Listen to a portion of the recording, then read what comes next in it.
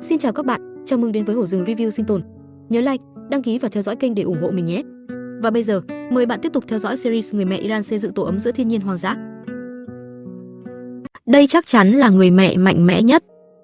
Nazi, người mẹ đơn thân, một mình nuôi con giữa không chỉ tự tay xây dựng nơi trú ngụ, mà còn biến nó thành một căn nhà đất mang đậm nét địa phương. Trước cửa nhà, cô còn khai hoang trồng rau quả để hai mẹ con có cái ăn.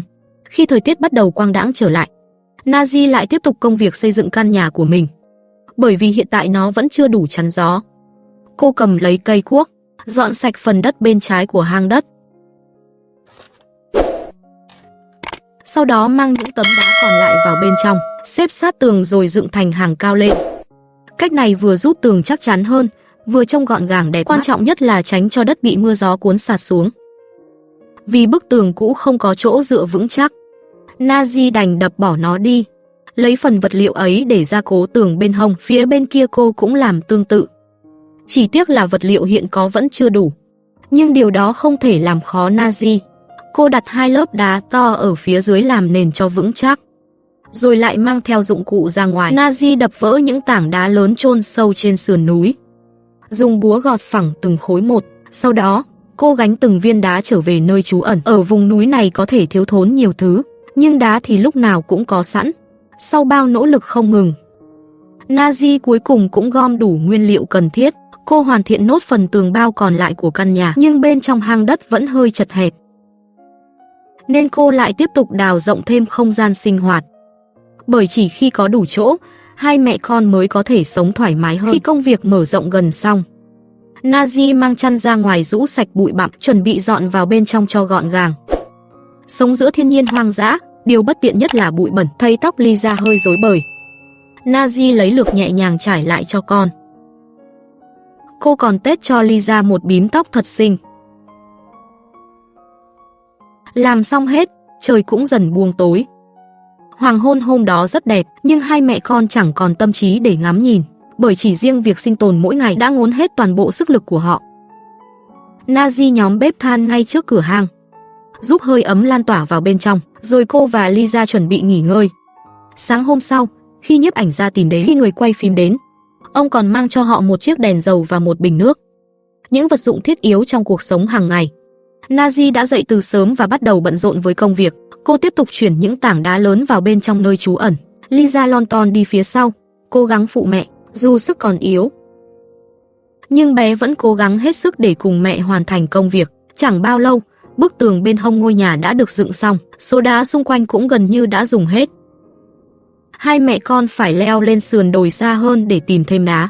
May mắn là nơi đó cao hơn, chỉ cần lăn đá xuống là được, như vậy cũng đỡ tốn sức hơn nhiều. Chỉ trong một buổi sáng, căn nhà nhỏ đã có hình dáng rõ rệt. Vì tường được điều chỉnh lùi vào bên trong một đoạn, nên các cột trống cũng phải được đặt lại cho phù hợp.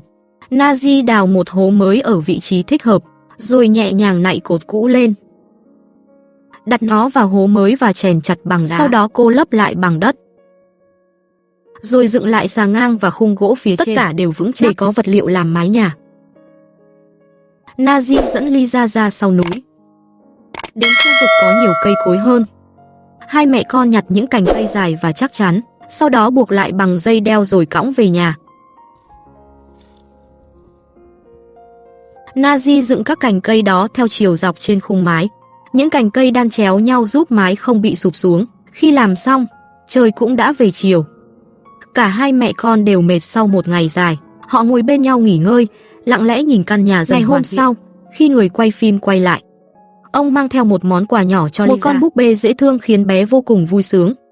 Vì sống trong rừng, Lisa hiếm khi có đồ chơi như vậy. Nazi thì tận dụng những tấm chăn cũ, trải lên mái nhà để giữ ấm. Cô còn phủ thêm một lớp ni lông bên trên để tăng khả năng chống thấm nước. Tiếp đó, Nazi xúc thêm đất và đắp phủ lên lớp ni lông ấy. Lớp đất vừa giúp giữ nhiệt, vừa tránh để gió thổi bay tấm phủ khi bão đến. Cẩn thận từng chút, cô muốn mái nhà đủ vững để bảo vệ con.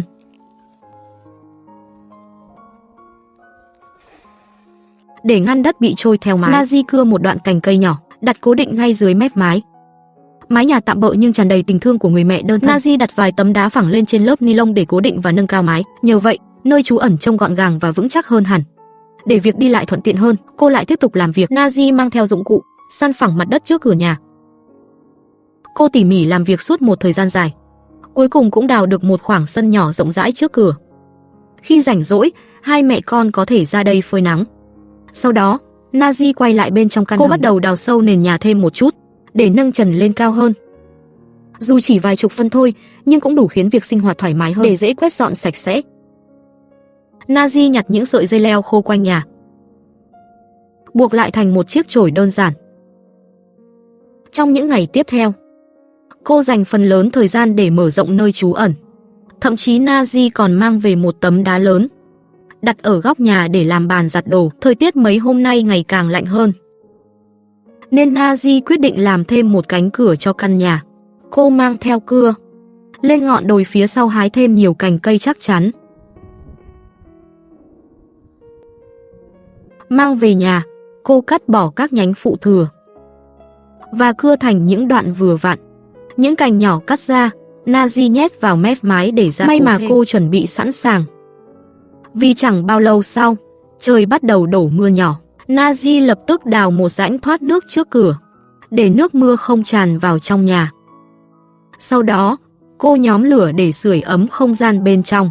Hai mẹ con nướng vài củ khoai và ăn lót dạ. Khi bụng đã ấm, Nazi bắt tay vào làm cánh cửa. Cô chọn 3 khúc gỗ thẳng để làm khung chính, dùng dây thép buộc chặt các cành cây lại với nhau. Sau đó, Nazi khoan các lỗ nhỏ trên tấm ván rồi đào hố để chôn phần bản lề cố định. Đầu còn lại của khung cửa được cô cố định bằng dây thép vào tấm đá lớn. Khi ghép các cành cây đã đan sẵn vào khung, mọi thứ vừa khít hoàn hảo. Vậy là một cánh cửa gỗ thô sơ nhưng có thể đóng mở linh hoạt đã hoàn thành. Cánh cửa mở ra đóng vào trơn tru đáng ngạc nhiên. Nazi còn gắn thêm vài cành cây thừa để cửa khít với khung hơn. Căn nhà giờ trông kiên cố và ấm cúng hẳn lên. Thấy căn nhà của mình cuối cùng đã có cửa, Lisa vui sướng reo lên. Ít nhất giờ đây, hai mẹ con sẽ không còn phải chịu gió lạnh như trước, rút kinh nghiệm từ trận mưa lần trước. Nazi còn đào thêm một rãnh thoát nước nhỏ, chạy quanh mái nhà để tránh nước tràn xuống. Về sau nếu gặp thời tiết xấu, Nazi cũng không cần phải ra ngoài để thoát nước thủ công nữa.